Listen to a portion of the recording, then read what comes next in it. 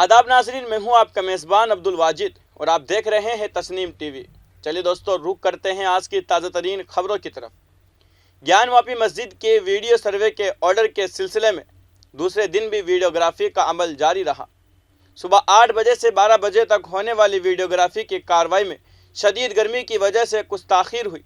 مسلسل ایکشن کی وجہ سے ٹیم میں شامل خواتین اور دیگر افراد کو مشکلات پیش آ رہی تھی، جس کی وجہ سے ایڈوکیٹ کمشنر نے کچھ دیر کے لیے کارروائی روک دی اور آرام کرنے کے بعد 11:30 بجے کے قریب دوبارہ کارروائی شروع کی۔ اس کے بعد یہ کارروائی تقریباً 1:15 بجے تک جاری رہی اور دوپہر 1:30 بجے تمام افراد باہر نکل آئے۔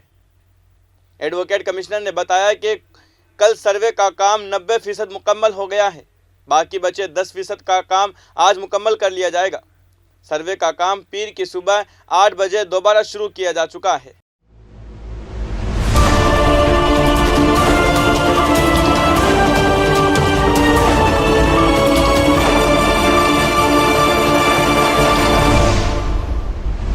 اب رخ کرتے ہیں اگلی خبر کی طرف۔ 3 زرعی قوانین کے خلاف 1 سال سے زیادہ وقت تک چلی کسان تحریک کی قیادت کرنے والے بھارتی کسان یونین میں اتوار کو پھوٹ پڑ گئی اور وہ 2 گروپوں میں تقسیم ہو گئی۔ تنظیم کے لیڈر راجیش سنگھ چوہان نے یہاں پریس کانفرنس میں بی پی کے یو کے ترجمان راکیش ٹکیت اور ان کے بھائی وی بی کے یو پی کے صدر نریش ٹکیت پر سیاست سے متاثر ہونے کا الزام لگاتے ہوئے بی پی کے یو سے اپنی راہ کو جدا کرنے کا اعلان کر دیا۔ انہوں نے کہا ہے کہ ان کی تنظیم کا نام بھارتی کسان یونین غیر سیاسی ہے۔ بھارتی کسان یونین کے قوانین ترجمان راکیش ٹکیت نے اس صورتحال پر رد عمل دیتے ہوئے کہا کہ کسی کے بڑے دباؤ میں آ کر یہ کھیل کھیلا جا رہا ہے۔ انہوں نے خود کو تنظیم سے نکالے جانے کی بات کو خارج کرتے ہوئے کہا کہ بھارتی کسان یونین اپنی جگہ قائم ہے اور جو لوگ گئے ہیں وہ کوئی اور نام سے یا اسی نام میں کسی لفظ کا اضافہ کر کے اپنی نئی تنظیم بنائیں گے۔ اسی کے ساتھ انہوں نے کہا کہ ہمیں اپنے ساتھیوں کے جانے کا بہت غم ہے۔ انہوں نے پریس کانفرنس کر کے اس پورے معاملے پر اپنا رد عمل ظاہر کیا ہے۔ چوہان نے کہا ہے کہ ہم کسی سیاسی پارٹی سے نہیں جڑیں گے اور نہ ہی اصولوں سے سمجھوتا کریں گے۔ میں نے 2 بھائیوں سے سیاسی پارٹیوں سے جڑنے کی مخالفت کی تھی۔ ہم نے کہا تھا کہ ہم غیر سیاسی لوگ ہیں اور ہمارا کام کسانوں کے مسائل کے لیے لڑنا ہے۔ انہوں نے کہا کہ ہم بھی کسان تحریک میں برابر کے حصے دار ہیں۔ میں نے راکیش اور نریش ٹکیت کے ساتھ ہمیشہ لڑائی لڑی ہے۔ اب بھی حکومت نہیں سنے گی تو ہم نئے سرے سے تنظیم کو تیار کر کے کسانوں کی لڑائی لڑیں گے۔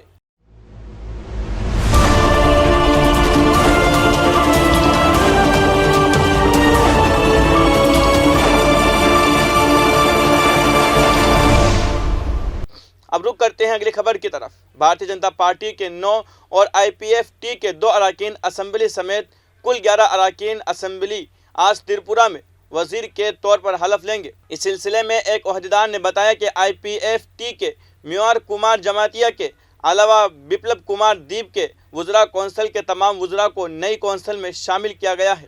جماعتیہ جو دیپ حکومت میں قبائلی بہبود کے وزیر تھے اور آئی پی ایف ٹی کے سربراہ این سی دیمبرما کے درمیان اختلافات کی خبریں حال ہی میں منظر عام پر آئی تھی۔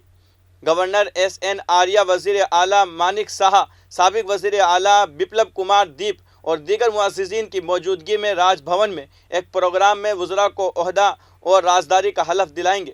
اتوار کی رات گورنر کو لکھے ایک خط میں ساہا نے کہا کہ جشنو دیو ورما، این سی دیپ برما، آئی P F T Ratan Lal Nath, پرچند Singh رائے اور منوج کانتی دیپ، سنتنا چکما رام پرساد پال بھگوان داس، رام پاڑا جماعتیہ اور پریم کمار ریانگ آج ریاست کے کابینہ وزیر کے طور پر حلف لیں گے۔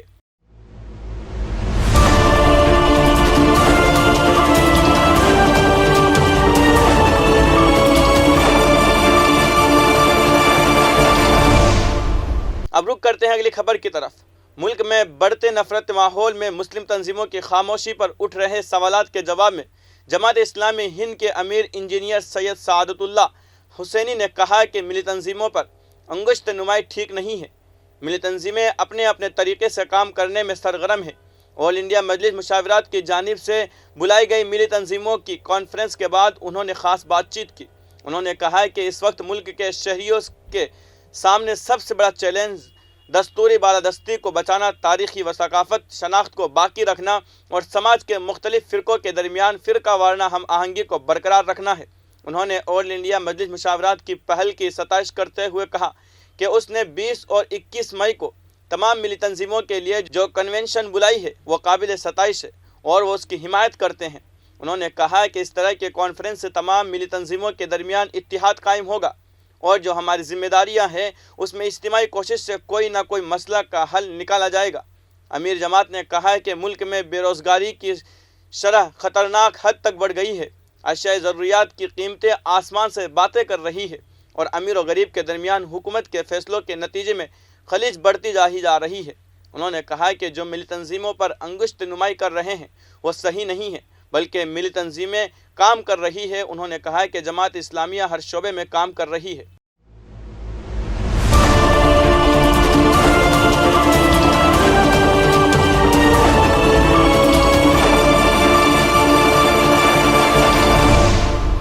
اب رخ کرتے ہیں اگلی خبر کی طرف۔ کانگریس کے قومی لیڈر راہل گاندھی نے کہا کہ علاقائی پارٹیاں راشٹریہ سویم سنگھ اور بی جے پی کے نظریے سے لڑنے میں ناکام ہیں اور کہا کہ نوجوانوں کو میدان میں لا کر ملک کو آگ کے خطرے سے بچانا ہوگا۔ پارٹی 3 روزہ نو سنکلپ شیور سے خطاب کرتے ہوئے راہل گاندھی نے آج کہا کہ علاقائی پارٹیاں بی جے پی کے نظریے کو شکست نہیں دے سکتی کیونکہ ان کی سوچ مختلف ہے جبکہ کانگریس مرکزی سوچ رکھتی ہے۔ انہوں نے کہا کہ بی جے پی اور راشٹریہ سویم سنگھ نے اداروں کو تباہ کیا اور تمام اداروں میں اپنے آدمیوں کو بٹھایا جس سے بات چیت کا راستہ ختم ہو گیا۔ کانگریس نے کبھی بھی اداروں کو غلط استعمال نہیں کیا، اس کے برعکس آج ملک میں اداروں کے ذریعے نفرت، غصہ اور تشدد پھیلایا جا رہا ہے۔ یہ کام بڑی طاقتوں کی وجہ سے ہو رہا ہے۔ انہوں نے کہا کہ ہم کسی سیاسی جماعت سے نہیں بلکہ ہر ادارے سے لڑ رہے ہیں۔ انہوں نے کہا کہ آج کے حالات سے نمٹنے کے لیے ہمیں بلاک اور ضلعی سطح پر تربیت یافتہ نوجوانوں کو آگے لانا ہوگا۔ اب تنظیم میں ایک خاندان کے 5 یا 6 افراد نہیں ہوں گے، صرف نوجوان پارٹی کی کمان سنبھالیں گے جو بی جے پی اور سنگھ کے نظریے سے لڑیں گے۔ انہوں نے کہا کہ اب وقت آ گیا کہ ہم عوام کے درمیان جانا ہوگا۔ آج کے حالات سے سخت محنت سے ہی نمٹا جا سکتا ہے، مختصر راستہ اختیار کر کے نہیں۔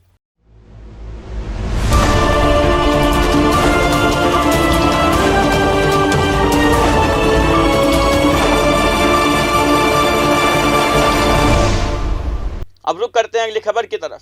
امریکہ میں نیو یارک ریاست کے بفیلو واقع ایک سپر مارکیٹ میں ایک بندوق بردار نے کم از کم 10 لوگوں کو قتل کر دیا۔ دی ایسوسی ایٹ پریس کی ایک رپورٹ کے مطابق بندوق بردار نے رائفل کے ساتھ فوجی کپڑے اور جسم پر آرمر پہن کر رکھا تھا اور سیاہ فام لوگوں کے اکثریت والے علاقے کے پڑوس میں واقع سپر مارکیٹ میں داخل ہونے کے بعد گولیاں چلانی شروع کر دی۔ ادھر بفیلو پولیس محکمے نے ٹویٹ کیا شوٹر کو حراست میں لے لیا گیا ہے۔ بفیلو ریاست میں کم از کم 10 افراد کو ہلاک کرنے کے الزام میں ملزم کو عمر قید کی سزا تک ہو سکتی ہے۔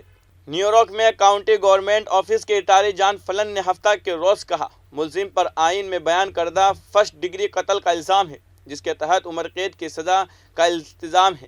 فلن نے ایک نیوز کانفرنس میں کہا کہ اس شخص پر فرسٹ ڈگری قتل کا الزام ہے جو نیو یارک میں قتل کا سب سے سنگین الزام ہے۔ یہ ایک ناقابل ضمانت عمر قید کی سزا ہے جو ہمارے یہاں سب سے سخت سزا ہے۔ ملزم کو حراست میں لے لیا گیا ہے۔ جج نے فزانگ کی جانچ کا حکم دیا ہے۔ اب 5 دنوں میں اس پر سماعت شروع ہوگی اور تحقیقات فی الحال جاری ہے۔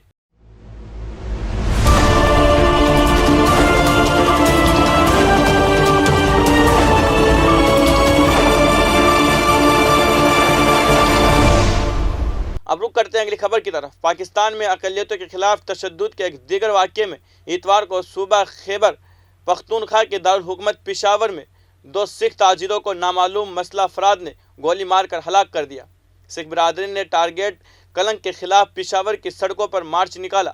مبینہ طور پر داعش خراسان نے 2 سکھ تاجروں کے قتل کی ذمہ داری قبول کی ہے جن کی شناخت سلجیت سنگھ اور رنجیت سنگھ کے طور پر ہوئی ہے۔ دونوں اپنی دکان پر بیٹھے تھے کہ موٹر سائیکل پر سوار 2 بدماشوں نے انہیں گولی مار کر ہلاک کر دیا۔ پولیس کے مطابق حملہ ور موٹر سائیکل پر آئے اور گولی مارنے کے بعد فرار ہو گئے۔